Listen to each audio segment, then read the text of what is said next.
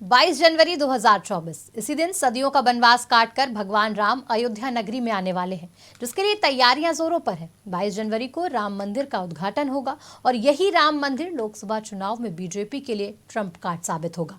एक तरफ 2024 में रामलला की प्राण प्रतिष्ठा है और दूसरी तरफ लोकसभा चुनाव है। इसी आम चुनाव में बीजेपी के लिए राम मंदिर तुरुप का इक्का साबित होने वाला है, जिसके लिए बीजेपी लगातार मंथन कर रही है और इस बात पर जोर दे रही है कि हर ओर भगवा ही नजर आए। दरअसल राम मंदिर को बीजेपी अपनी सबसे बड़ी सफलता के तौर पर दर्शा रही है और माना जा रहा है कि 2024 के लोकसभा चुनाव में यही रामलला बीजेपी की सियासी नैया को पार करने का सबसे बड़ा माध्यम बन सकते हैं। राम मंदिर उद्घाटन से पहले बीजेपी बड़ी तैयारियों में जुटी है और 2024 के चुनाव को लेकर राम मंदिर मुद्दे के एजेंडे पर ही रखने का प्लान बना रही है ताकि विपक्षी दलों का कोई भी नैरेटिव काम ना आ सके। आज हुई बैठक में बीजेपी ने रामलला की प्राण प्रतिष्ठा की तैयारियों के निर्देश दिए। कार्यकर्ताओं को 14 से 22 जनवरी तक देश भर में मंदिरों की सफाई करने को कहा।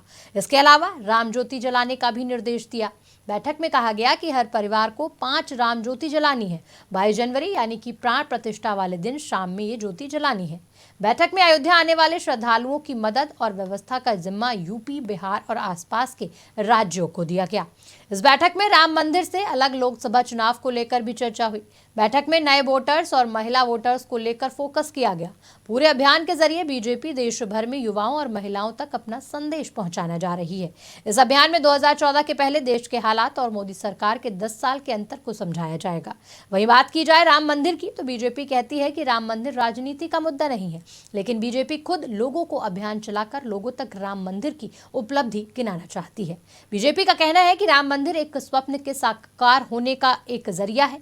500 सालों की लंबी प्रतीक्षा के बाद प्रभु रामलला अपने भव्य मंदिर में विराज रहे हैं। ये बहुत ही प्रसन्नता का विषय है। अगर इससे भी कोई राजनीतिक लाभ की बात करता है तो इसे राजनीतिक लाभ का लेने के लिए कांग्रेस और सपा को भी पूरी स्वतंत्रता थी, लेकिन इन्हें हमेशा मजहबी तुष्टीकरण दिखाई देता था। बीजेपी आज भी अपने स्टैंड पर पूरी तरह से कायम है और बीजेपी के लिए राम मंदिर आस्था का विषय है, राजनीति का नहीं।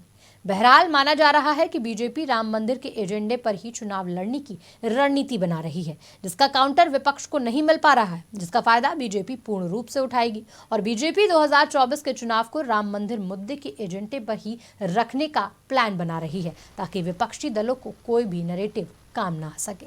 फिलहाल इस खबर में इतना ही। मैं थी आपके साथ रागिनी सिंह राठौर और आप देख रहे थे आज की खबर।